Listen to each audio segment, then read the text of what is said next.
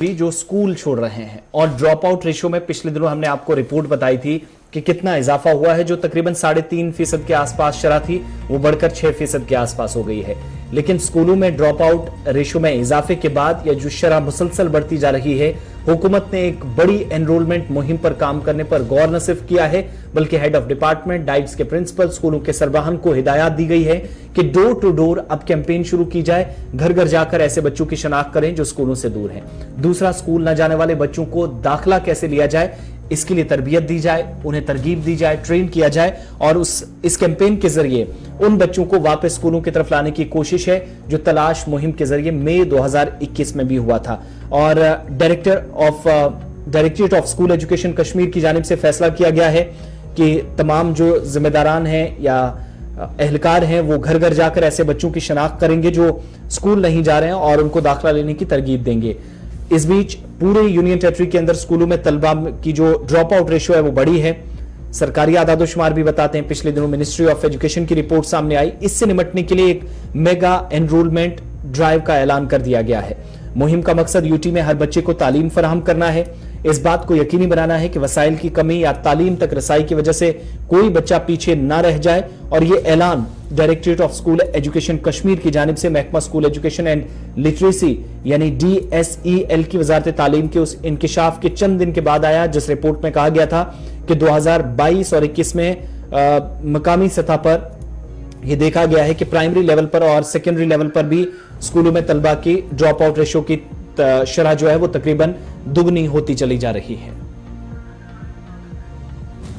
और इन सब के बीच में सरकारी आदादोशुमार से यह भी पता चलता है कि प्राइमरी सतह पर भी तलबा की ड्रॉप आउट रेशियो जो है वो कम या ज्यादा का जो आदादोशुमार हैं वो भी बताते हैं कि ये ज्यादा हुए हैं।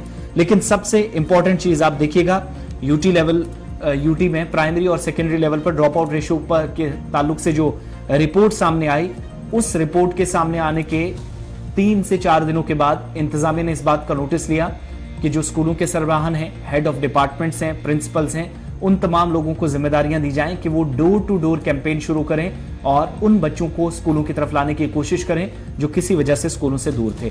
फैसल रियाज हमारे नुमाइंदे हमारे साथ हैं, उनसे मजीद तफसीलात जानते हैं। फैसल, कैंपेन कब से शुरू होने जा रही है, कितने दिन की होगी और कौन कौन लोग इस मेगा एनरोलमेंट ड्राइव का हिस्सा बनेंगे? क्योंकि 3 दिन पहले जब report I ministry of education की, जिसमें पता चला कि ड्रॉप आउट रेशियो सेकेंडरी और प्राइमरी लेवल पर दुगनी हो गई है, तो क्या उसको कम करने के लिए, ये जो सिचुएशन को टैकल करने के लिए एक नया कदम उठाया गया है? इसके लिए प्लान तरतीब दे दिया गया है? किस हिसाब से शेड्यूल है, क्या क्या चीजें होनी है?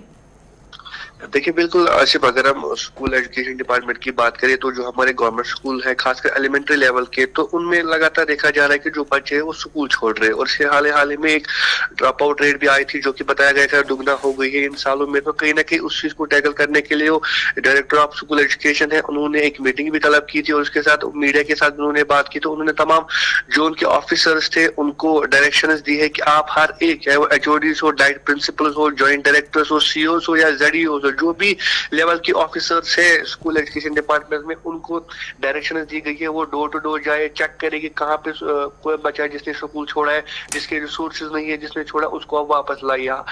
लास्ट ईयर भी ऐसे एक मेगा रैली एनरोलमेंट ड्राइव जो है चलाई गई थी, जिसमें करीबन 1 लाख के करीब बच्चों को एक बार फिर से स्कूल में लाया गया था। आप लोग को जो प्राइवेट स्कूल में पढ़ते थे उनको मोटिवेट करके गवर्नमेंट स्कूल में लाया गया।